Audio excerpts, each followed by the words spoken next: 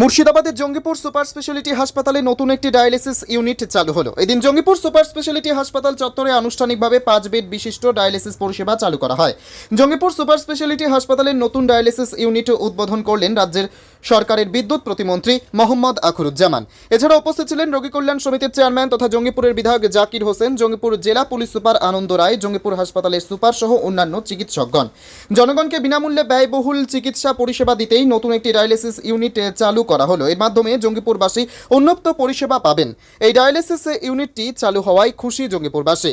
এবার কিডনির সমস্যায় আক্রান্তরা বিনামূল্যে পরিষেবা পাবেন। বিদ্যুৎ প্রতিমন্ত্রী মোহাম্মদ আখরুজ্জামান বলেন, অনেক গরিব দুস্থ পরিবার এই ব্যয়বহুল চিকিৎসা করাতে পারছেন না, আবার অনেকে এটা করাতে গিয়ে সর্বশান্ত হয়ে পড়ছেন। ফলে এই নতুন ডায়ালিসিস ইউনিটে চালু হওয়ায় উপকৃত হবেন জঙ্গিপুরবাসী। যদিও হাসপাতাল চত্বরে এদিন মাইক বাজিয়ে ডায়ালিসিস পরিষেবা চালু নিয়ে বিতর্ক সৃষ্টি হয়েছে।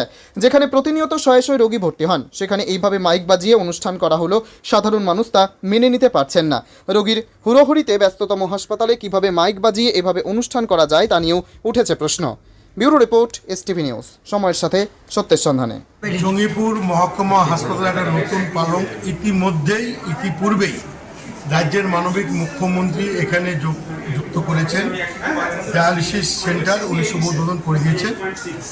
এখানকার রোগী কল্যাণ সমিতির চেয়ারম্যান, এখানকার লোকপ্রিয় বিধায়ক জাকির সাহেবের সঙ্গে আমরা মিলে এই যাত্রাটা আজকে নতুনভাবে আমরা চলার পথ শুরু করলাম।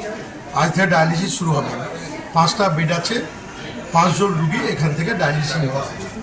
এবং আমাদের জঙ্গিপুরে এমএলএ বললেন যে এখান থেকে যেন নষ্ট না হয়ে যায়, সে ব্যাপারটা তুলে ধরলেন। সেটা কি বলবেন? না, এটা তো স্বাভাবিক যে সরকার এত কষ্ট করে আমাদের সীমিত ক্ষমতার মধ্যে কেন্দ্রের অর্থনৈতিক বঞ্চনার পরেও আমাদের রাজ্যের মানুষকে স্বাস্থ্যক্ষেত্রে পরিষেবা দেওয়ার লক্ষ্যে একের পর এক উনি পদক্ষেপ গ্রহণ করছেন। যদি আমাদের ভুলের বা যে কোনো কারণে সেগুলো যদি নষ্ট হয়, সেটা তো দুঃখের এবং যন্ত্রণা।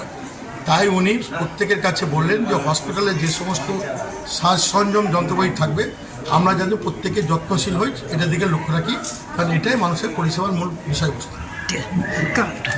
5 ব্যাচের ডায়ালিসিস চালু হলো। কি মানে প্রতি সপ্তাহে প্রতিদিন থাকবে? এখন একটা শিফট চালু হচ্ছে, যেহেতু পেশেন্ট এখন সবে মাত্র শুরু হয়েছে, তো কম 10টা থেকে 5টা 6টা পর্যন্ত ওরা করবে। তারপর যত পেশেন্ট লোড বাড়বে ওরা 24 আওয়ার সার্ভিস দেবে। মোটামুটি 5টা থেকে 5টা শিফট হবে, মানে এক একটা ডায়ালিসিস দিতে 3 থেকে 4 ঘন্টা লাগে।